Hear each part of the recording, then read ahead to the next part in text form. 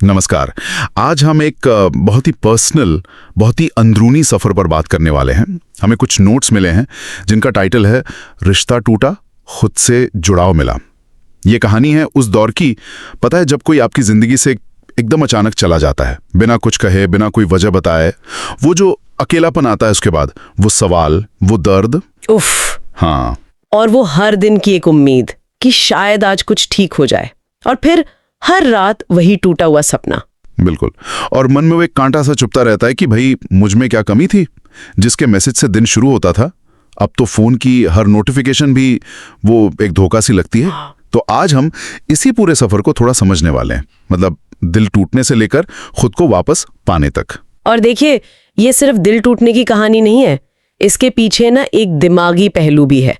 जैसा इन नोट्स में भी इशारा है, साइकोलॉजी ये बताती है कि जब हम किसी रिश्ते में दूसरे इंसान को खुद से भी ज्यादा ऊपर रख देते हैं ना, हाँ, तो हमारे दिमाग का जो रिवॉर्ड सिस्टम है, हाँ, मतलब वो हिस्सा जो हमें खुशी या जुड़ाव महसूस कराता है, अच्छा, वो थोड़ा कह सकते हैं गड़बड़ा जाता है। अच्छा, कैसे? हम अनजाने में ही ना उनकी मौजूदगी पर, उनके मैसेजेस से जो डोपामाइन मिलता है, वो खुशी वाला केमिकल, उस पर निर्भर हो जाते हैं। और जब वो इंसान चला जाता है तो ये सप्लाई एकदम से बंद। तो नतीजा सिर्फ इमोशनल खालीपन नहीं, दिमाग भी एक तरह की कमी महसूस करता है, जैसे कोई चीज छूट गई हो। तो आज हम इसी इमोशनल और मेंटल उलझन को थोड़ा और कुरेदेंगे, और हाँ, इससे निकलने के रास्तों पर भी बात करेंगे। इन नोट्स में उस शुरुआती दर्द का बहुत ही रॉ और ईमानदार जिक्र है। वो खालीपन जो हर चीज में लगता है, वो लगातार इंतजार, और शायद सबसे मुश्किल चीज अपने आप पर शक करना। हाँ, ये बहुत कॉमन है। ऐसा लगने लगता है कि शायद प्यार का मतलब ही यही है, खुद को पूरी तरह भुला देना। लेकिन फिर जैसा नोट्स में आगे बताया है, एक टर्निंग पॉइंट आता है, एक अंदर की आवाज। हाँ, एक रियलाइजेशन कि रुको, असली प्रॉब्लम मैं नहीं था। प्रॉब्लम ये थी कि मैंने उस इंसान को खुद से ज्यादा प्यार किया, इतना कि मैं खुद को ही भूल गया। ये एक बहुत बड़ा मोड़ है ना? बिल्कुल, ये वाकई एक बहुत अहम मोड़ है, और साइकोलॉजी भी यही चीज समझाती है। देखिए, जब दिमाग का वो डोपामाइन सिस्टम बाहरी चीजों पर टिक जाता है, मतलब दूसरे की तारीफ या बस उनकी मौजूदगी पर, हाँ। तो ब्रेकअप के बाद उसे जोर का झटका लगता है। उसे समझ ही नहीं आता कि वो अच्छा महसूस कराने वाला सोर्स गया कहाँ। इसीलिए वो मुझ में क्या कमी थी वाला सवाल उठता है। दिमाग उस बाहरी सोर्स की कमी को गलती से अपनी कमी मान लेता है। अच्छा, तो ये दिमाग का एक तरह का कंफ्यूजन है। हाँ, कह सकते हैं। और जैसा नोट्स में साफ लिखा है, और ये लाइन मुझे बहुत पसंद आई, रिश्ता टूटना प्रॉब्लम नहीं है, खुद से रिश्ता टूट जाना सबसे बड़ा धोखा है।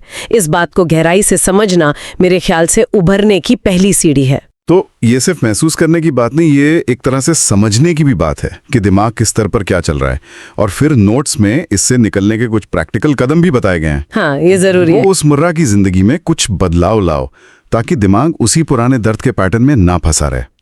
दूसरा, जर्नल लिखो, अपनी फीलिंग्स को लिखो, उन्हें पहचानो, उन्हें नाम दो। ये एक तरह से भावनाओं को प्रोसेस करने जैसा है। ये सिर्फ लिखना नहीं, अपने उलझे हुए ख्यालों को सुलझाने जैसा है। और तीसरा, जो आज के टाइम में शायद बहुत जरूरी है, डिजिटल डिटॉक्स। ओह हाँ, ये तो बहुत ही ज्यादा रेलेवेंट है। मतलब सोशल मीडिया पर एक्स को स्टॉक करना बंद करो। नोट्स कहते हैं कि इससे कुछ नहीं बदलेगा सिवाय आपके दर्द के बढ़ने के। तो मकसद ये नहीं है कि उसके बिना कैसे जिएं, मकसद ये है कि खुद के साथ दोबारा जीना कैसे सीखें। और ये कदम सुनने में शायद आसान लगे, पर ये बहुत पावरफुल है। रूटीन बदलना दिमाग को सच में नए न्यूरल पाथवे बनाने पर मजबूर करता है। जर्नलिंग से वो इमोशनल बोझ हल्का होता है, क्लैरिटी मिलती है। और डिजिटल डिटॉक्स वो उस बाहरी वैलिडेशन की लत को तोड़ने में मदद करता है, जिसका हमने जिक्र किया था। सही बात है। ये सब तरीके हैं खुद से वापस कनेक्ट करने के, अपने दिमाग को रीवायर करने के। ये सिर्फ बातें नहीं, ये एक्शंस हैं जो अंदर बदलाव लाते हैं। तो अगर हम संक्षेप में कहें तो ये सफर किसी के जाने के गम से शुरू होता है और खुद से मिलने की मंजिल तक जाता है। नोट्स के आखिर में एक बहुत प्यारी लाइन है, वो चली गई पर मैं खुद से मिल गया। बहुत खूबसूरत। इस सफर के बाद प्यार की परिभाषा भी बदल जाती है। नोट्स कहते हैं, अब मैं प्यार करता हूं लेकिन सबसे पहले खुद से। यानी अब प्यार तो करता हूं पर प्रायोरिटी लिस्ट में पहले मैं हूं। ये स्वार्थ नहीं है, ये सेल्फ रिस्पेक्ट है। बिल्कुल। और अंत में एक बहुत ही गहरी, आगे देखने वाली सोच दी गई है, जो मुझे लगता है कई लोगों को छू जाएगी। नोट्स का सार ये है, जिन लोगों ने तुम्हें नजरअंदाज किया उनसे बदला लेने की मत सोचो।